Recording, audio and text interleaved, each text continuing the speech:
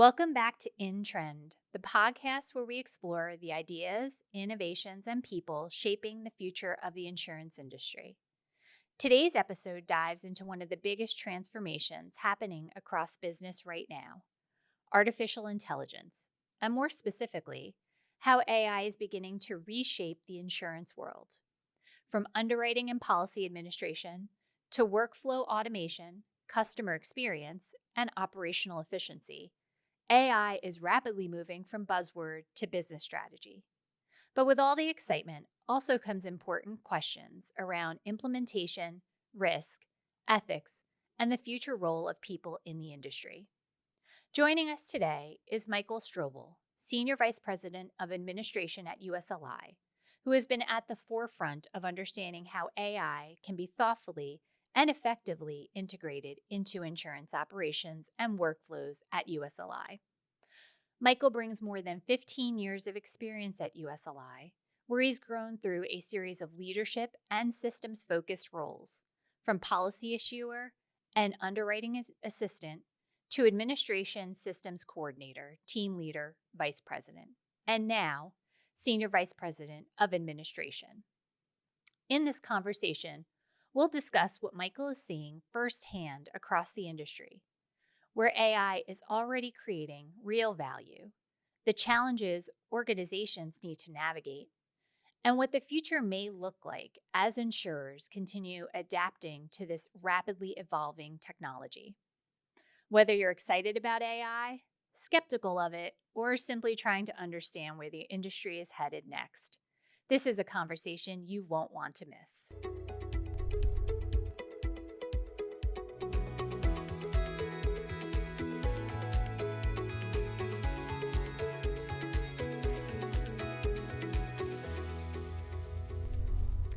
Hi, Michael. Thank you so much for joining us on In Trend today to talk about AI and its use in the insurance industry.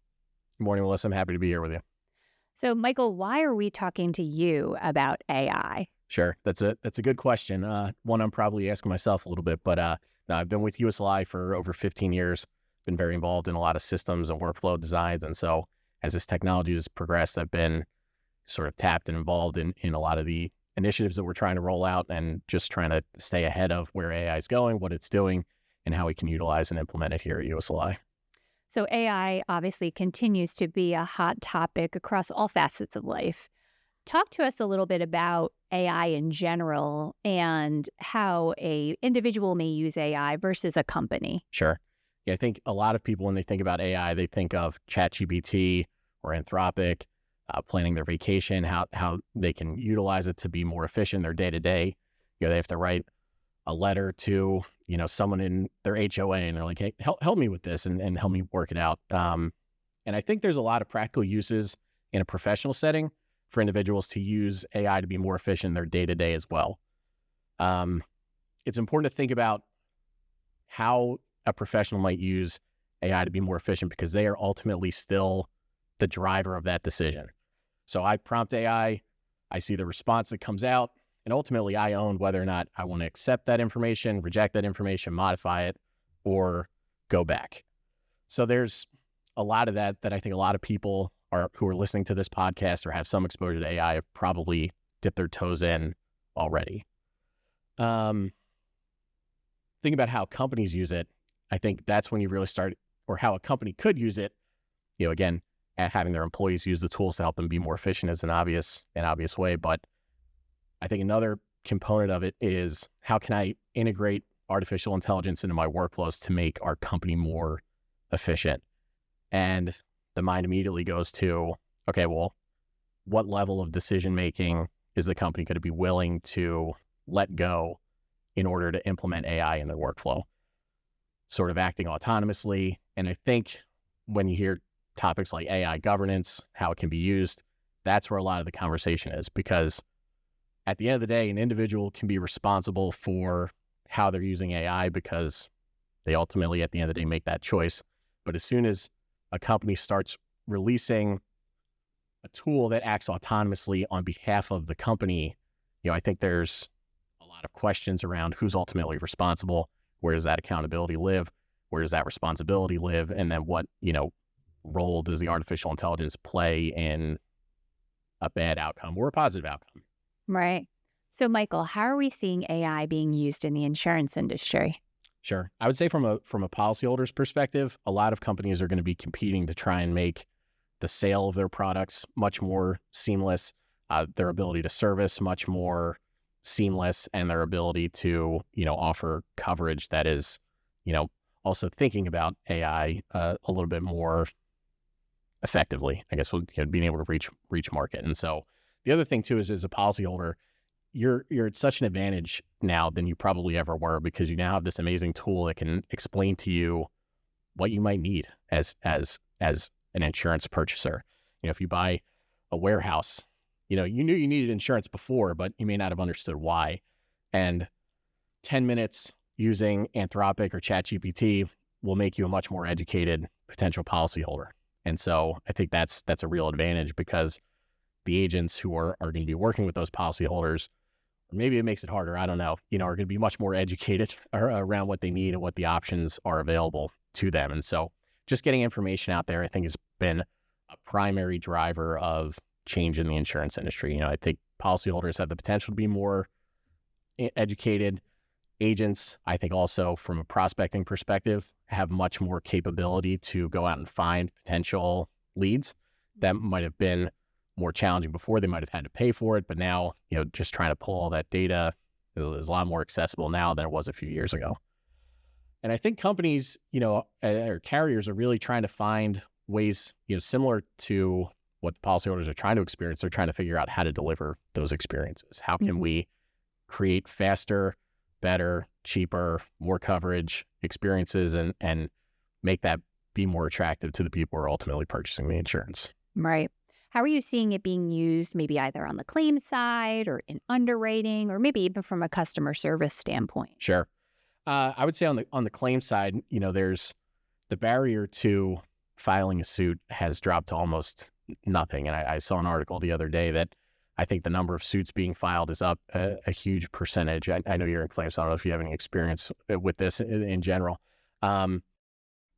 Before you had to go to a lawyer, you had to do all these things to file a briefing and create something that really had some credibility to it. But now with some of the tools out there, if my neighbor does something that I don't like, I could create a very professional looking lawsuit and file it myself without needing a lawyer. And so now that's a challenge for us as individuals. It's a challenge for carriers to try and figure out how we want to navigate through all those types of situations. From a claims examiner's perspective, I'd imagine that a lot of the reviewing documents will be able to be synthesized down to something to much easier. If you have an 100 page document to review, AI is able to summarize that pretty effectively. And so I think it's going to make them more efficient. The other thing that I would add as part of that is, a good claims examiner will know if something's off in what the AI is providing to them. Right. They have a lot of experience. And so it just speaks to, the underlying need for a good foundation, in your profession to be able to really take full advantage of these tools. And then also, I think just from individuals, there's the propensity for, potential fraud with AI. If you're ever in a car accident and you take photos and you submit a claim, and maybe the person you're in an accident with is, a little less than honest, and they could change those photos to make damage appear worse or better than it actually was. And now someone's going to have to sift through, okay, what really happened? What was the real stakes here? And so that's certainly a risk and a potential for the impact to claims using artificial intelligence. Underwriting, I would say it's pretty similar in terms of, trying to summarize data. I think if you're underwriting a bar, for example, and you have an application and it's filled out on an Accord app and you see a name and an address, you don't really know a lot about it. You kind of have to either go out and find information. But I think we've been able to utilize AI pretty effectively to say, okay, I have this risk at this address, tell me about it. And I think it can start to paint a picture of what the risk is to an underwriter as they're, underwriting the submission. And I think it helps speed their process. Like, you're going to approach a wine bar different from a sports bar, just as an example. And so if you can kind of quickly get that, you're able to kind of already start gearing your decision-making process to a certain way of thinking, but ultimately the decision is still going to rely with the underwriter who's underwriting and assessing the risk. From a customer service perspective, I think, a lot of people when they hear AI and customer service, they get a little weary. It's like, I don't want to talk to the bot. The long-term promise of AI, I think, what is being sold is that you won't be able to tell the bot from a person, and so I don't think that's something USLI will ever completely embrace. We don't want to lose that human connection and that human touch with how we interact with our policyholders, our customers, or anything like that. But, I know that artificial intelligence can also help us support the people supporting our customers. It's able to get them information faster. So if a policyholder calls in and says, I have a question about my policy, XYZ, we can utilize AI to supplement the person that they're interacting with to be able to get them that answer much more faster, much more quickly, eliminating, having to transfer calls and things like that. And so you're able to kind of elevate some of the customer service offerings by utilizing artificial intelligence effectively. Right. I'm definitely guilty of wanting to speak to a human over a bot for sure. So I think, you raised a lot of benefits with the use of AI, from cost savings to efficiency. What other benefits are you seeing with the use of AI? Sure. Yeah, I think, it can make people much more informed and much more capable. I think it can also, if you use it correctly, and I don't know, maybe I think I use it correctly. I don't know what is correctly, but you can challenge yourself in your own way of thinking too. Like occasionally I'll be trying to work through a problem and I'll lay out all the facts into, an AI service or what I perceive to be the facts. And, I'll challenge it and challenge myself to, what am I not thinking of? Where are the gaps in what I'm trying to do? And whether I accept it or don't accept it, I think it helps me see things from other perspectives. It helps me know if, I totally missed this huge thing. That would have been bad if I missed it. And so it can be used as a learning tool, but I also think it has, I know you didn't ask about risk, but I'll bring it up. I think over-reliance can create issues with people taking what the output is and just accepting it. Right. And so that's something I always want to have people be cautious of. Absolutely. So obviously that's a challenge to AI, right? Is accepting what it's putting out there, and that may not necessarily be accurate. Yeah. So brings up accountability. Sure. Right? Is that a challenge in terms of, the use of AI? Sure. Yeah. Accountability is probably the challenge, not just a challenge. Another word that you hear get tossed around a lot when people are talking about AI is governance. How do we govern it? Because at the end of the day, AI has no means of accountability. It's ultimately a predictive model. So AI is just trying to string together words that make sense. And it's based on a lot of data that's been fed to it. So if you ask it a simple question like, is the sky blue? There's a 99.9% chance that the answer you're going to get is yes, because that's the most predictive answer, but you might get no. Right. And so there's an inherent risk of over-reliance on these tools for what they are. And I think it undersells how important it is to really make sure you have a good foundational knowledge of what you're trying to use it for, and not just totally relying on the output that it comes out with. Right. What about security risks? I mean, that probably is also a big challenge, because now we're taking all this data in, right, and we're feeding it into AI, or potentially doing that. Sure. So what are you seeing from like a security risk standpoint? Yeah. Security is, and I just want to touch back. If I can, a moment for the risks about accountability, and I'll touch to security. Ultimately, if we're trying to roll out an AI system here at USLI, I think who is ultimately responsible if it goes off the rails is the question that of the AI era. Mm-hmm. Is it the person who built the tool? Is it the person who okayed the tool? Is it the person who accepted the output? Is it the AI company that built the model that the agent was built in? And I think what we're going to really try to what we want to navigate over the next few years is trying to figure out, okay, well, one, is there an answer to that question? And two, how can we integrate AI in a way that allows us to take advantage of the benefits while also minimizing the potential risks of accountability even being an issue. Right. And so we want to keep humans and people and our underwriters and our claims people all at the forefront of the decisions that we make and things like that. Because I do think an over-reliance on the output of AI is a very serious and potential risk. And so we want to utilize the benefits and minimize the downsides. From a security perspective, all these models are trained on a lot of data, and it's a little legally, unclear where that data all came from and comes from. And so USLI wants to make sure we're doing our part to not contribute to that. Right. And so we have pretty strict and firm guidelines around what we allow people to input into our artificial intelligence tools, because we don't want our customer policyholder data getting out there and being trained. For other large language models, there's just an inherent risk there that once it's in the model, it's sort of, you can't get it back out. Right. But then there's also just the risk of your data integrity. There was a company a few weeks ago that had their whole database wiped out. I think it was in 8 seconds, and it was by an AI agent that did something that it was not supposed to do. Right. And so making sure the correct guardrails are in place when we're utilizing these tools can help prevent those things. And there's probably some inherent benefit to not being the first person through the gate. Let me let some other people make some of these mistakes before, so we can learn from them. But there are risks. Nothing's ever free. Right.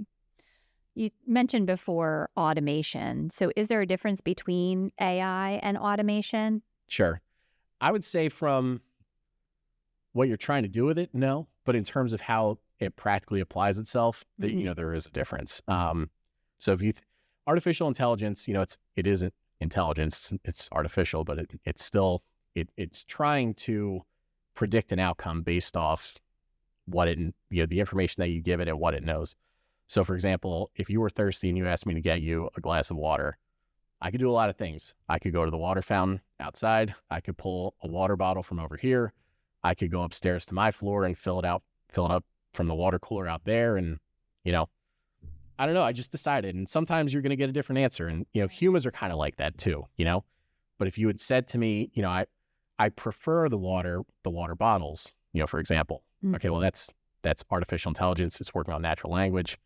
Okay, well, I know you might prefer those, but you didn't tell me I had to get them. And so still might get you the water from the the water fountain outside. And so that's how, when they say, how does AI hallucinate? That's how AI hallucinates, is because you might felt like you gave it very specific instructions, but you didn't really, and it got confused about what you were asking or why you were asking. And so if you ever heard that term, that's a little bit what it is, or it's picking up information that wasn't totally applicable to the question that was being asked. Okay. So with AI, you're more than likely going to get an answer to your question, regardless of whether it's accurate.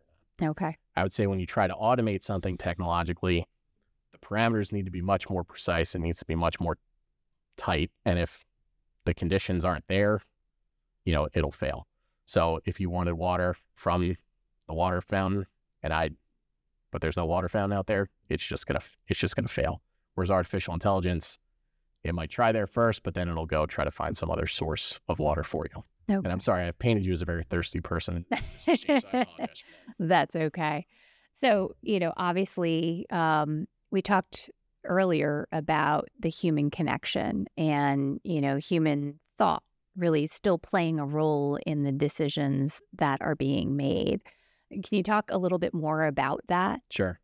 Yeah, I think, just from a regulatory standpoint, the states are coming out, with what insurance carriers can and cannot do as far as allowing artificial intelligence to make certain decisions. And so I think there's going to be some legal regulatory guardrails around totally automating some processes or workflows and things like that. And so again, and I also talked a lot about making sure we have that good foundation of knowledge as you're utilizing these tools. And so I think for the long-term impact on the insurance industry as a whole, those guardrails will help make sure that the industry stays stable, because I think it creates natural points for people to get into the industry, learn the industry, and ultimately, have a career and grow and have that good foundation knowledge. And I think it's, great as far as what USLI is trying to do and make sure we maintain that human connection for our policyholders. We don't think we want anyone ever thinking that they're dealing with a bot or, someone that doesn't care. Right.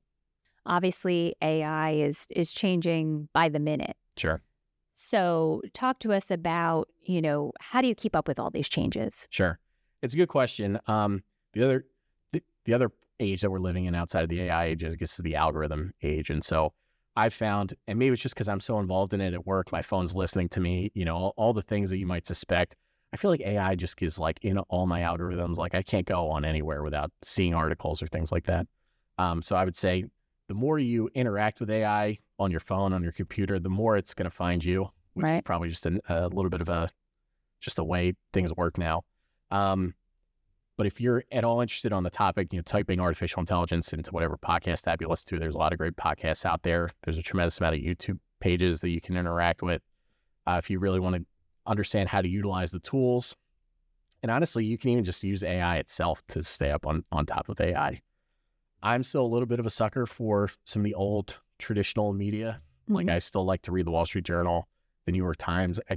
I feel like I know they're written by humans, all the articles. I know that the sources are verified. I would just have a higher level of trust of some of the old traditional media, if you want to call it that, as far as, really staying on top of big changes or things that are going on within the companies, whether or not some of them are trying to go public or things like that.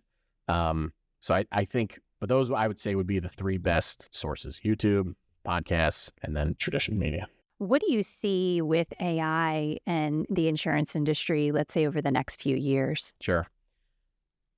I think a lot of companies are going to be figuring out how they can be more efficient, how they can get quotes out faster, how they can get claims serviced faster, how they can allow more self-service for policyholders. And, I think there's a lot of potential to really be able to speed up how we service here at USLI. And I also think, the promise of AI is that you're not going to be able to tell the difference between interacting with it compared to interacting with a human. And so when I say self-service, I think there's a lot of maybe resistance to that, because if you're a customer, you want to be serviced, I think sometimes. But if you are on our website, say, and you have a question about your billing, I think in a few years, you're going to have an interface to be able to communicate and say, hey, when is my bill due? And you're going to be able to get a response to that question without necessarily having to go and fish for it. So I think that's, in a customer service area, something that's going to be much more beneficial. And maybe that's on a company like USLI's website, or maybe that's through, one of these AI services. I think a lot of that we're still figuring out and will still be evolving. I might have given you a different answer last week. Right. But I think a lot of it is just going to be speed, accuracy, efficiency, and to the outward facing person, hopefully you're not going to notice a difference other than things are more accurate, things are more quickly. I think there's a lot of internal workflows that are going to be targeted first as from an efficiency play, and just from a, how can we do things better? Right.